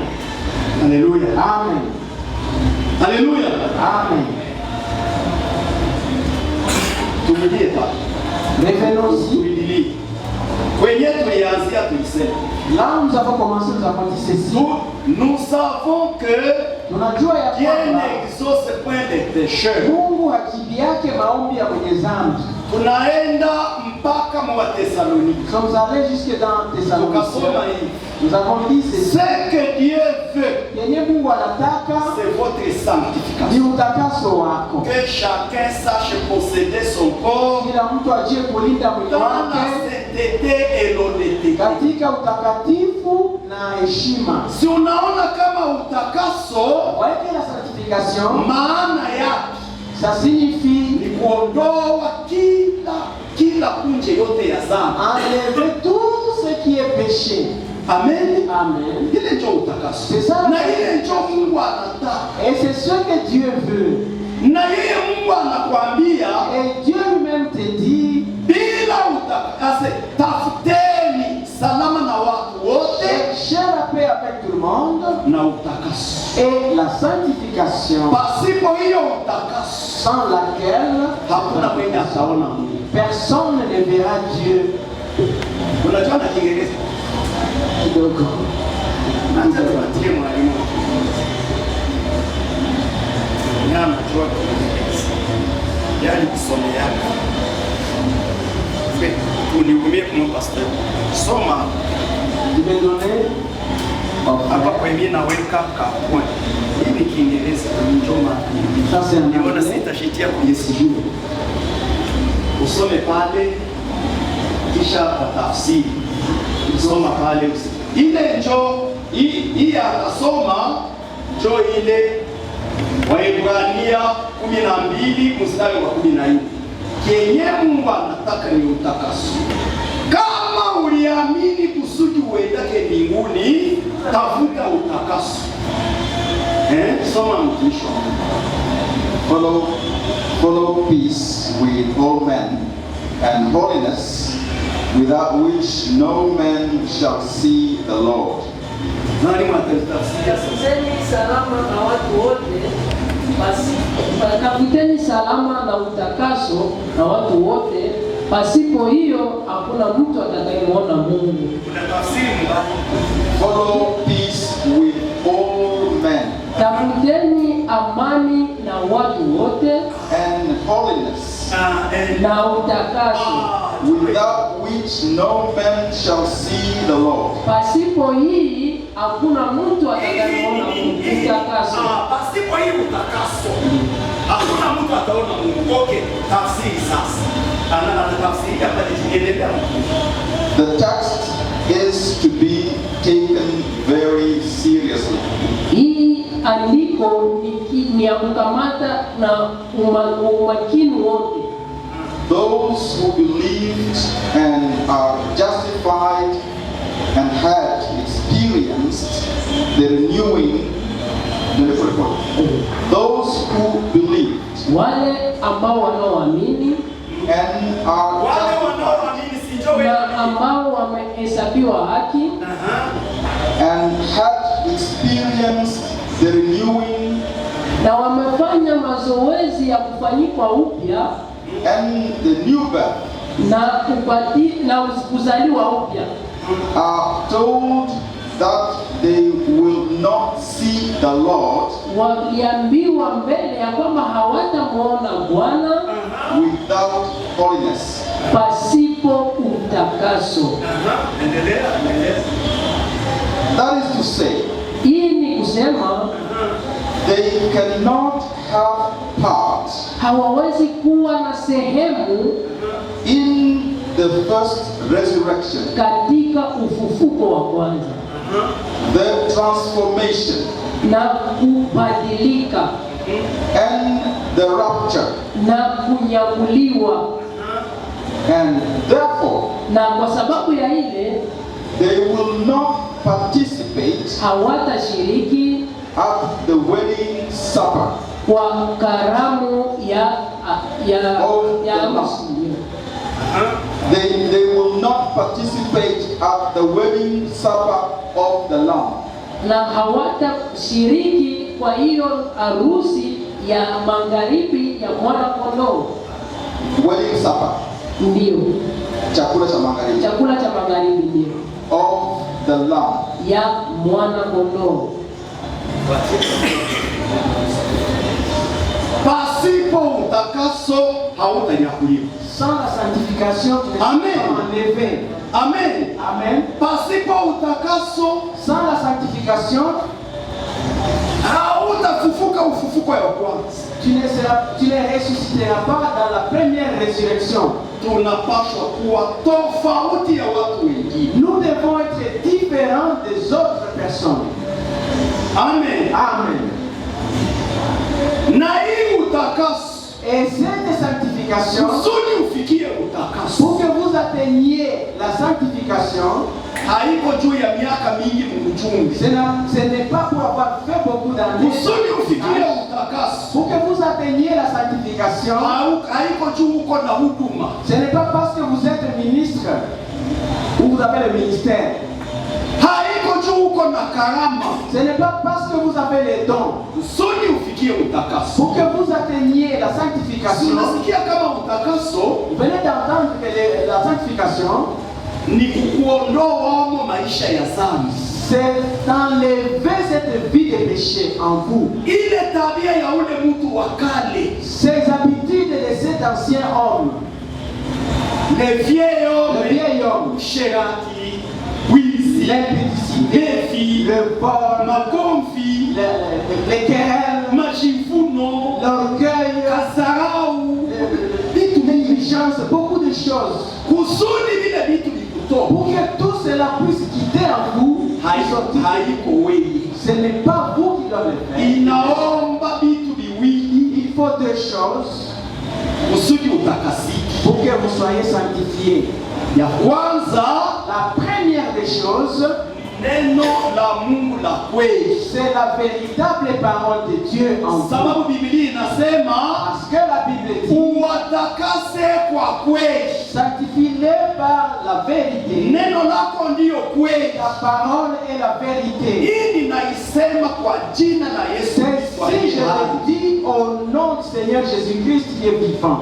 Muhimu mwingine yote, Dans toute cette ville ici, mtu mwenye haamini kenye mnaamini, celui qui ne croit pas en ce que vous croyez ici, mwalimu mwingine yote dans toute cette ville ici, anaweza kuwa na pesa, il peut avoir de l'argent, anaweza kuwa na vitu vingi, il peut avoir beaucoup de choses, lakini bila neno la kweli la mais Biblia, sans la véritable parole de la Bible, neno lenye halina hapo mchangamano, la parole qui n'est pas hybridée, kanisa halitakutakasa, l'église ne va pas te sanctifier, pasteur le hatakutakasa, pasteur ne va pas te sanctifier, baba na mama yako hawatakutakasa. les parents ne vont pas te Kenye sanctifier. kinatakasa ni kweli, Ce qui sanctifie, c'est la vérité. na hii kweli njoo hii tunahubiri Et hapa. c'est cette vérité que nous prêchons ici. Njoo maana wakati unahubiri neno, Voilà pourquoi lorsque vous prêchez la parole, hakuna kumeza maneno. il ne faut pas cacher les paroles. l'histoire. Hubiri neno. Prêchez toute la parole. Kama watakuua, Si on va vous tuer, wakuue tu ni hubiri kweli. on vous tue tout simplement parce que vous avez prêché la vérité. Hapana kuficha kweli kwa watoto ya Il ne Mungu. faut pas cacher la vérité aux enfants de Dieu. Haleluya. Amen. Sababu neno njoo linatakasa. Parce que c'est la parole qui sanctifie. Ndio maana Voilà pourquoi, kama unaomba Mungu, quand vous priez Dieu, omba Mungu awatumie watumishi priez Dieu qu'il vous envoie des penye serviteurs. wataleta ufunuo ya neno la Mungu kwa maisha yako. Ils vont amener la révélation de la parole de Dieu dans votre vie. Kanisa haiko watu mingi. L'église, ce n'est pas beaucoup de gens. Kanisa ni batu benye banaishi neno. L'église, ce sont des gens qui vivent la parole de Dieu. Amen. Amen. Niliwaambia hapa juzi, La fois passée, je vous ai dit kikristiani que le christianisme ou la chrétienté, haiko kitu ya kubembeleza watu. ce n'est pas quelque chose de Et dorloter des gens. On ne dorlote jamais un chrétien. Mkristo apembeleze wake. On ne dorlote pas les chrétiens. Nibasomea ujuu. Laissez-moi vous lire cela. Appelez Jésus s'exaime. Mwite Yesu kwa tendo. Paragraphe 22. Kifungu cha 22. Hii ni mahubiri ya mtumishi wa Mungu kana kusudi tujue kweli. Pour que nous sachions la vérité. Sikia kisi anasema. Écoutez ce qu'il dit. Eh bien, vous savez, Vema, unajua le christianisme a tellement changé dans ces derniers jours. Ukristo umebadilika katika siku hizi za mwisho. Eh bien, Vema, vous devez dorloter quelqu'un unapaswa umbembeleze mtu, pour lui permettre beaucoup de choses, umbembeleze, umuhaidie vitu vingi, lui donner beaucoup de choses umpatie vitu vingi pour l'amener à croire, ili apate kuamini, à venir à l'église ili apate kukubali kuja kanisani, et lui promettre qu'ils auront les meilleurs associés et tout. Waidie kwamba atakuwa na washirika wengi na vitu vingine vingi. Ça, ce n'est pas le christianisme. Huo sio Ukristo. Ça, ce n'est pas le christianisme. Huo sio Ukristo. Le christianisme, Ukristo ce n'est pas le fait d'être dorloté. sio kubembelezwa. Le christianisme, Ukristo c'est le fait d'être rude. ni kuwa mkali, mgumu, Unakaza. kuwa mgumu na kazi. Le christianisme Ukristo n'est pas une plante de serre. sio ile mmea ya wakati ya kunyunyizia maji kila wakati. Une plante de serre. Huo mmea wa kunyunyizia maji kila wakati, Et dans la plupart des cas, une plante hybride. katika kesi nyingi utakuta ni mmea ambao umechanganywa. C'est à cause de sa fragilité. Ni kwa sababu ya udhaifu wake. Et c'est comme ça que vous devez agir à l'égard de beaucoup de Na chrétiens. hivi ndivyo unapaswa utende kwa Wakristo wengi, Les faire passer, pour ainsi dire, au vaporisateur avec beaucoup de promesses. uwe mwenye kuwabembeleza ukiwapatia ahadi nyingi. Vous n'en avez pas besoin. Hauhitaji kufanya hivyo. Une vraie plante saine et authentique Mmea wa kweli na ulio halisi n'a pas besoin de passer au vaporisateur. hauhitaji kunyunyiziwa maji kila wakati. Les insectes restent loin d'elle. Wadudu wanaikimbia huo mmea. Amen. Amen. Wabembelezake Mkristo. On ne dorlote pas les chrétiens. Sina mbingu nitafutia ndani. Je n'ai pas. Kama unashikamata kinyume ya neno, Si tu vas te comporter, nikuambia mon frère, ndugu yangu, si tu vas te comporter hii hali contrairement à la parole, yako haitakuruhusu kuingia katika ufalme wa je Mungu. vais te dire, mon frère, Kama unakwazika uende, hawa bembelezake si tu es à choper, pas sors. On ne dorlote pas un chrétien. Mkristo anatembeaka sawasawa na kisi Mungu anasema. Un chrétien marche conformément à ce que Dieu dit. Pasta hana mbingu atakuweka Le ndani. pasteur n'a pas du ciel où t'amener. Amen. Amen. Mimi nilisema kwa hii nyumba, Moi j'ai dit sur cette chair, kama mlipatanaka na hii kanisa, si vous avez fait des compromis avec cette église, ibada inaanza saa 2. que le culte commence à 8 heures, Mhubiri anapanda kumimbara saa 4. le prédicateur monte à la chair à 10 heures, Kuye msikuye inenea saa 4. que vous soyez là ou vous ne soyez pas là, Moya au wawili. s'il est 10 heures, Naomba wahubiri neno. Hapana kungoya mwamini, yani il ne faut pas attendre les chrétiens, ça n'a jamais existé. kuye wache wahubiri Que tu neno. viennes ou pas à 10 heures, on commence à prêcher la parole. Amen. Amen. Kama hauko kumstari ya neno kwenda Si tu ne pembeni. t'alignes pas à la parole, vas-y, sors. Mets-toi de côté. Neno la Mungu halijue huyu ni tajiri, La parole huyu ni mwenye, huyu ni mhubiri, huyu ni mwimbaji, huyu ni sheria ya Mungu. La loi de Dieu. Voici la loi de Dieu. Kama unenda kinyume, Si vous marchez contrairement, inaomba na wewe uadhibiwe sawa na mtu yeyote. Il faut qu'on vous punisse Comme tout homme. comme tout d'autre. Si vous désobéissez à la parole de Dieu, vous devez mériter le même châtiment que tout le monde. Inaomba na nyinyi mwazibiwe sawa wengine. Amen. Amen. Oh, c'est la femme du pasteur. On te secouer la tête. Hapana. Naye ni mtu sawa na wengine. Elle est aussi homme comme tout autre, ou femme comme tout autre. Yenye tunapigania Ce que nous recherchons, c'est la sanctification. na utakaso Et la sanctification inawezekana kupitia vitu viwili. passe par deux choses, est possible par deux choses. Kitu ya kwanza La première, ni kusikia neno. c'est d'écouter la parole de Dieu. Biblia inasema La Bible dit, la foi vient de ce qu'on entend. imani inakuja kwa Ce qu'on kusikia. entend de la parole de Dieu. Imani inakuja kwa kusikia neno la Mungu. Kitu ya kwanza ni kusikia neno. La première des choses, c'est d'écouter la Kitu parole. ya pili La seconde, ni maombi. c'est la prière. Mwache kusoma. Laissez-moi lire. Hii vitu viwili kama vinakuponyoka Si vous manquez ces deux choses, vous ne serez pas enlevé. na waza mmesikia jinsi mtumishi wa Mungu alisoma. Je pense que vous avez écouté ce que le Pasipo utakaso sans la sanctification, hautanyakuliwa. vous ne serez pas enlevé. Pasipo utakaso Sans la sanctification, hautashiriki ufufuko wa kwanza vous ne participerez pas à la première résurrection. na hauwezi kujitakasa. Et tu ne peux pas te sanctifier. Sudi utakasike, Pour que tu sois sanctifié, shauri njoo. voici le conseil. Timotheo wa kwanza sura 4 1 Timothée chapitre 4. mstari wa 5. 1 Timothée Kuna ya chapitre 4 verset kupembeleza 5. kama unapenda utoke.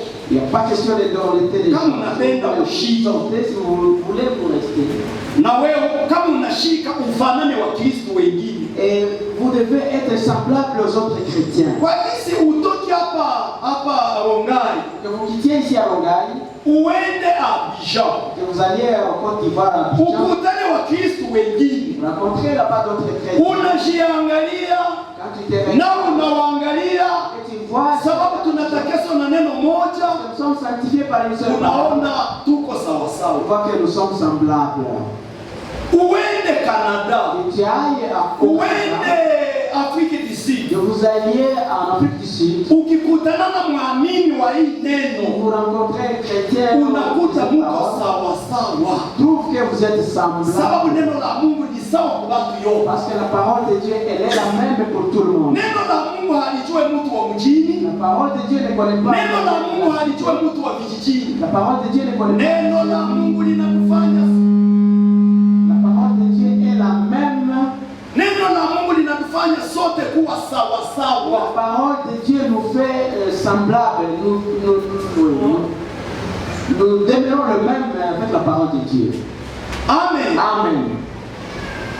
Timotheo wa kwanza sura 4 1 Timothée chapitre 4, mstari wa 5. verset 5. Parce que tout est sanctifié par la parole de Dieu et par la prière. Kwa sababu vyote vimetakaswa kwa neno la Mungu na kwa maombi. Na kwa maombi. Hapa hata kama inasema juu ya chakula, beba nasema tu. Même si on parle de la nourriture, Toute sanctification yo utakaso wote est occasionnée par la vie de prière unafanyika kwa maisha ya maombi et la parole de Dieu, na neno la qui est Mungu. la prédication de l'évangile. Hapana, Alléluia. ni mahubiri ya Injili. Kwenye mimi nataka tia, Là où je vais couper, kwenye mimi nataka malizia kwa leo oui, là où je vais terminer, ni Mungu wa Ebrania sura 10 c'est dans Hébreux chapitre 10. mstari wa 25. Hébreux chapitre 10 verset 25. N'abandonnons pas notre assemblée comme c'est la coutume de quelques-uns, mais exhortons-nous réciproquement, et cela d'autant plus que vous voyez s'approcher le jour. Car si nous péchons volontairement, après avoir reçu la connaissance de la vérité, il ne reste plus de sacrifice pour les péchés. Waebrania 10 mstari wa 25. na tusiache kukusanyika pamoja kama ilivyo desturi ya wengine, bali tuonyane na kuzidi kufanya hivyo, kwa kadiri muonavyo siku ile kuwa inakaribia. Maana kama 26, maana kama tukifanya dhambi kwa kusudi baada ya kupokea kujua ile kweli, haibaki tena dhabihu kwa ajili ya dhambi. Endelea. Kwa ajili ya dhambi. Kwa ajili ya dhambi, bali kuna kuitazamia hukumu yenye kutisha na ukali wa moto ulio tayari kuwao wao wanaopinga. Basi kama tukifanya dhambi makusudi kisha kujua kweli, si nous péchons volontairement après avoir connu la connaissance de la vérité. Ninaisema na nilisema tena hapa Je l'ai dit et je l'avais dit la fois passée. Na Mungu ashukuriwe juu tena mimi nataisema na pasteur wangu hivi. Et que Dieu soit loué parce que je vais encore le répéter en présence de mon pasteur. Si miaka yenye tuliaminia. Dans les années que nous avons cru, mimi niliamini waza ilikuwa mwaka wa 89. J'ai cru en 1989. Ile wakati niliamini mwaka 1989. Ile wakati ninaisema pasteur wangu, je l'ai dit en présence de mon pasteur. Kama ni bongo anikosowe. Si je mens, il va me corriger les bongo. Si wakati tuliaminia. Nous lorsqu'on a cru, ile wakati c'est quand kama mtu alikosa makusanyiko, si quelqu'un a manqué de se réunir à l'assemblée, alikuwa anakuja, il venait ici devant, anapiga magoti, il s'agenouillait, Mungu anisamehe, il dit que Dieu me pardonne, unisamehe, Église pardonnez-moi, nilikosa makusanyiko, je ne suis pas venu à l'assemblée sans raison. Tulifanya, nous l'avions fait, na unalifanya na machozi, et vous le faites amèrement avec mtu alikuwa anakosa makusanyiko, quelqu'un manquait de se réunir, unaona umeanguka chini sana, trouve que tu es tombé très bas, très bas. Ninashinda niko na zerera mwingine na milango ya kanisa inafungulika. Je me promène partout là-bas dans l'église, les portes de l'église sont ouvertes. Vous sentez l'amertume, vous attristez. Unaona vile uliacha Mungu. Là vous trouvez que vous avez abandonné Dieu. Je sais pas si je dis je mens. Il dit que c'est vrai, c'est ça. C'est vrai, pasteur. N'est-ce pas que c'est vrai, c'est ça? Le pasteur répond, il dit c'est vrai. Lakini leo, mais aujourd'hui, mtu anajua siku ya Jumatano, quelqu'un il sait très bien que le mercredi, maombi, c'est le jour de la prière, hafungwe na kazi, il n'a pas de quelque chose qui le lakini yeye mwenyewe anajitawala, mais lui-même comme il se domine lui-même, na anashindwa na kukuja kusali, il manque même de venir saa moja na kazi iliisha mapema, ou même peut-être qu'il a fini le travail avant, unatumika, même si vous travaillez, kazi yako inaisha saa 9. Votre boulot ibada inaanza saa 11. Nous nous réunissons inaisha saa 1 ya jioni. Ukifika hapa saa 12, si vous entrez ici hata saa 12:30 ou à 18h30, Mungu hatakubariki. Dieu ne va-t-il pas vous bénir? Mungu atusaidie. Que Dieu nous assiste. Musikose makusanyiko zenu kama ilivyokuwa desturi, kama desturi ya wale asa musikose makusanyiko kama desturi ya wale wengine hawahangaikake na makusanyiko. Ne manquez pas de vous assembler comme cela est devenu la tradition de ces autres-là. Hii andiko yetu nasoma, l'écriture que nous venons de lire, hata sasa tusikie tafsiri yake. Maintenant écoutons l'interprétation. À travers le serviteur que Dieu nous a envoyé. Christ et son église dans la prophétie. Ndani ya mahubiri Kristo na kanisa lake katika unabii. Page 18. Ukurasa wa 18. Oui, frère Franck. Je lis frère Franck. Si notre âme a été engendrée à la vie. Kama nafsi yetu imezaliwa kwa uzima, elle peut encore la perdre inaweza pia tena kupoteza huo uzima si nous négligeons de prendre part à la nourriture spirituelle, kidharau kushiriki kupata kile chakula cha kiroho qui est la parole révélée par laquelle nous vivons spirituellement. ambayo ni neno lilofunuliwa na kwalo tunaishi kwa namna ya kiroho. Kama unazarau Si vous négligez kushiriki chakula cha kiroho, de prendre part à la parole, chakula ya kiroho ni nini? quelle est la Ni nourriture? neno lililofunuliwa. C'est la parole révélée. Wewe haukusanyika, Quand tu n'es pas à l'assemblée, unakuya siku unaenda tu viens quand tu veux. na wakikuuliza jani haukusanyika, ulikuwa unafanya nini? Et si on te posait la question pourquoi tu n'es pas venu à l'assemblée, Na wewe mwenyewe hauna hata jibu. toi-même tu n'as même pas la réponse. Aseme Ici on dit Mungu anaweza tena kukunyang'anya hiyo uzima. Dieu peut te ravir cette vie. Ninapenda nisome na nabii Branham. Je vais aussi lire Frère Branham. Mbele nisome andiko ya Biblia na tuachie pale. Avant de lire une écriture dans la Bible et que nous terminions par là. Juu ile kitabu ilikuwa nao nilikuwa naisoma kwa telefoni. Comme je lisais cela dans mon téléphone, je n'avais pas cette Ni mahubiri ya Branham inaitwa l'union invisible. C'est dans la prédication de Frère Branham qui est appelée Muungano Usioonekana. Paragraphe 158 Muungano Usioonekana, kifungu 158 na 234. na 234. Tunaanza. Nous commençons. Pour Dieu, Kwa Mungu yeye, la vie est une chose sacrée. maisha ma uhai ni kitu takatifu. Elle est enregistrée dans un livre. Imeandikwa ndani ya kitabu.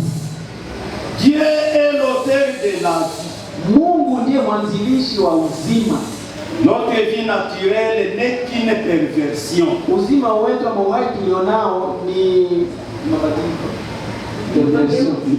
Ni uchafuko, ni perversion, ni ugeuzi. Safi, ni mchafuko. On devrait vraiment commencer avec la vie correcte. Tulipaswa kwanza kuanza na maisha masafi, Mais elle est pervertie par la naissance naturelle. lakini yameharibiwa na kule kuzaliwa kwa kawaida. Ça c'est le 234.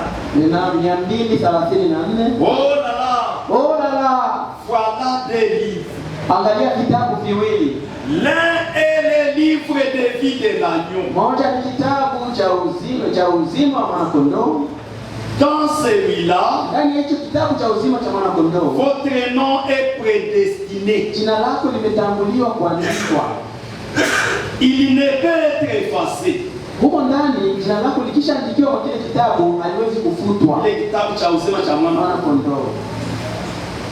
Vous ne pouvez pas non plus la retirer Pia huwezi kuondoa hilo jina huko ndani, parce qu'il a été prédestiné ailleurs. kwa sababu liteuliwa tangu zamani kubaki huko. Mais dans les livres de vie normale, Lakini ndani ya kitabu cha uzima cha kawaida vous pouvez la retirer à tout moment. unaweza kufuta hilo jina wakati wowote. Si vous ne vous repentez pas correctement, Usipotubu kisahihi, il en est de toute façon retranché. Il en est de toute façon retranché parce que vous allez passer en jugement. hiyo inaweza pia vile vile kuondolewa kwa sababu unaelekea hukumu. L'épouse ne passe pas en jugement. Bibi harusi yeye hapitii hukumu. Elle part dans la vie. Bibi harusi anaenda moja kwa moja katika kunyakuliwa. Vous qui êtes né de nouveau, Ninyi ambao mmezaliwa mara ya pili, n'essayez plus de le déterrer. msijaribu kamwe Kumtosha kumtoa kule. Yesu alikufa kwa ajili Kumtoa yako. ndani ya kaburi. Il est mort. Yeye amekwisha kufa. Si vous êtes un chrétien né de nouveau, Kama wewe ni Mkristo uliyezaliwa upya, ce petit germe qui est prédestiné en vous, katika chembe kadogo ambacho kamewekwa tayari mule ndani, c'est la parole ni neno ajoutée à la parole, likiongezewa kwa neno lingine, encore à la parole, linaongezewa hapo et neno, encore à la tena parole, linaongezewa hapo neno lingine, à ce que cela atteigne la stature parfaite de Christ. mpaka wakati inafikia ile kimo kikamilifu cha Kristo, cha mtu mkamilifu wa De Kristo, telle manière qu'il puisse venir prendre son épouse. kiasi kwamba anaweza kushuka kuchukua bibi harusi wake. Bila neno Sans la parole, wewe si kitu. tu n'es rien. Unaweza sema nilishabatiziwa, Tu peux te dire en toi, unaweza sema mimi nataka moja ya 10, moi je paye la dîme, lakini kama ushiriki neno, mais si tu ne communies pas la parole de Dieu, Mungu akujie msaada, que Dieu t'assiste, unarisikia kukosa enlèvement. tu risques de manquer l'enlèvement. Ndio Oui. tusome basi andiko tuachie pale kwa leo.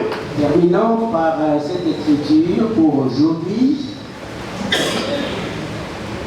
Kutoka Exode, 32 chapitre 34, 32, Exode 32, mstari wake wa 31. Exode 32, verset 31. Moïse retourna vers l'Éternel et dit: Ah, ce peuple a commis un grand péché. Ils se sont fait un Dieu d'or. Pardonne maintenant leur péché. Sinon, efface-moi de ton livre que tu as écrit. L'Éternel dit à Moïse: c'est celui qui a péché contre moi que j'effacerai de mon livre. Exode. Musa akarejea kwa Bwana akasema, watu hawa wametenda dhambi kuu, wamenifanyia miungu ya dhahabu. Lakini sasa ikiwa utawasamehe dhambi yao, na kama sivyo unifute na kusihi katika kitabu chako ulichokiandika. Bwana akamwambia Musa, mtu yeyote aliyenitendea dhambi ndiye nitakayemfuta katika kitabu changu. Amen. Amen. Je, mnaamini kama Mungu anaweza kuwa alikuandika na akakuvuta kulingana na hii andiko? Est-ce que croyez-vous que Dieu peut avoir écrit? Mnaamini ile? Est-ce que vous croyez Si que ni maandiko. c'est la Tutaipinga basi, mtasema ni kulimusha amesema. allez-vous dire que c'est vrai pour les Musa aliambia Mungu. Dieu a dit à Moïse. Non. Moïse a dit à Dieu. Hao watu kweli walifanya dhambi. C'est vrai, ces gens ont péché. Yeye ndio alikuwa pastor wa kanisa. C'est Moïse qui était le pasteur. Hao watu walifanya dhambi. Il a dit à Dieu, ces gens Walifanya dhambi kubwa ces gens ont péché sababu wameabudu sanamu. parce qu'ils ont fait Lakini de la nitakusihi Mais je te supplie, kama vile mimi mtumishi wako, en tant que ton serviteur, wewe ulinipatia hii kundi, c'est toi qui m'as donné ces cours. ninakuomba uwasamehe. Je te supplie, pardonne-les. Haleluya. Amen. Unaona msimamo ya mchungaji mzuri. Voyez la position d'un bon pasteur. Wachungaji wengine leo ni kutafuta tu franga D'autres kunyanyasa pasteurs kondoo, aujourd'hui cherchent de l'argent, lakini hawahangaike na nafsi zao. mais ils ne se soucient pas de l'argent. Mchungaji wa kweli anahangaika na nafsi ya mwamini. Un vrai pasteur se soucie de l'âme. Hawezi penda hata mtu mmoja aanguke. Il ne peut jamais vouloir qu'un seul tombe. Akasema, Il dit ceci à Dieu. kama hauwasamehe, Si tu ne le pardonnes pas, mimi univute mu kitabu chako cha Musa. efface mon nom dans le livre de vie. Haleluya. Amen. Univute basi. Mungu akajibu, Effacez-moi. Et Dieu lui a répondu, Musa sitakuvuta. Moïse, je ne peux pas effacer. Wale wanaonikosea Mais ceux-là qui m'ont offensé, njo benye mimi navutaka. c'est ceux-là que moi je vais effacer leur. Wewe na mimi tunakubaliana kama Mungu anaweza vuta? Sommes-nous d'accord que Dieu peut aussi nous effacer?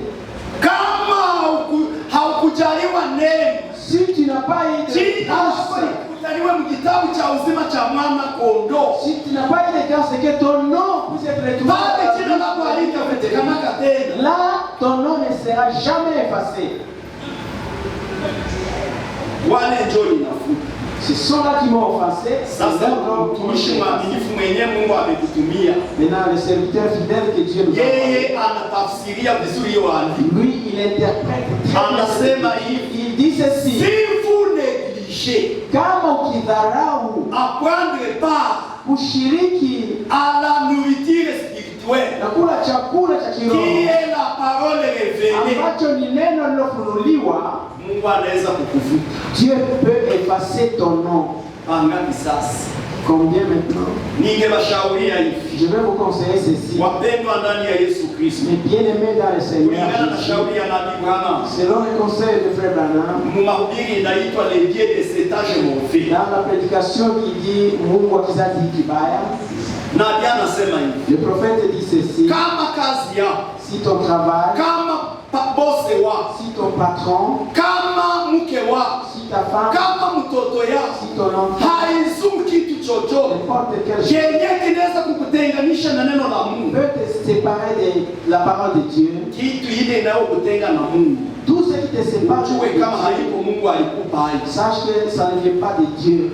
haiko Mungu. Ce n'est pas Dieu qui te l'a donné. Shauku ya Mungu Parce que le souci de Dieu, ni kusema tumsogelee. lui, il veut que nous nous rapprochions de lui. Neno la Mungu linasema, La parole de Dieu dit: tafuteni kwanza ufalme wa Mungu na haki yake, cherchez d'abord le royaume de Dieu et sa justice. na vingine vyote mtavipewa baadaye. Et tout Alléluia. sera accordé. Hamwezi itika, Vous ne pouvez pas accepter cela. hamwezi itika, Vous ne voulez pas accepter cela. lakini akutie moyo mgumu. Même si vous endurcissez Moyo votre wako cœur, mgumu haitageuzaka mapenzi ya Mungu. votre cœur dur ne Wewe njoo utameieka, wewe njoo utaumia, lakini Mungu atabakia Mungu. Haleluya. Mais Dieu reste Dieu. Votre incrédulité n'arrêtera jamais la volonté de Dieu. Ugumu wa mioyo yenu Kama uko mtoto wa Mungu, jipange kuneno la Si Mungu. vous êtes enfant de Dieu, alignez-vous sur la parole de Dieu. Mimi namalizia Je termine en disant ceci. ushuhudia, Reviens sur toi-même. ushuhudia. Reviens sur toi-même. Kama uliamini, Si tu as cru, ujue kama uko mfungwa wa Kristo. sache que tu es prisonnier. Kazi yako isikuwe sanamu kwako, Que ton boulot, que ton nyumba travail, yako isikukuie sanamu, que ta maison ne soit pas prétexte. mke wako asikukuie sanamu. Que ton enfant, que ta épouse ne soit pas. Kamata Mungu, wekae kwa nafasi ya kwanza maishani mwako. Mettez Dieu à la première place dans ta vie. Niliwaambia hivi, Je vous ai dit ceci. kama hii saa 11 mnaanza kama Si vous kusanyiko, commencez le culte à 17 h mnaona kama ni karibu sana. et vous voyez que Hii mwingine yenu haiko saa kwetu. votre vie ici n'est pas semblable à Msikuwe la nôtre. mnaanza makusanyiko saa 12, Plutôt commencez à 18 mumalize h saa 2 ya jioni, et que vous finissiez ou terminiez à lakini kila mtu amepata sehemu ya neno la Mungu, et que chacun quand même trouve une part. kuliko kuwa mnakuja kukanisa kila siku ya Sunday, mnakuwa saa mtoto wa shule la Jumapili. Comme les enfants de l'école de dimanche, Wewe kuonekana ukanisa mpaka Sunday, il faut qu'on te voie à l'église seulement le dimanche. hasa utaambia Mungu nini? Qu'est-ce que tu diras à Dieu? Tafuteni kwanza ufalme wa Mungu, Cherchez premièrement na le royaume vingine de Dieu vyote Mungu et atawashughulikia. le reste Dieu. Hivi vitu ya Dieu dunia donnera. tutaacha, Tout ce qui est de ce monde, nous les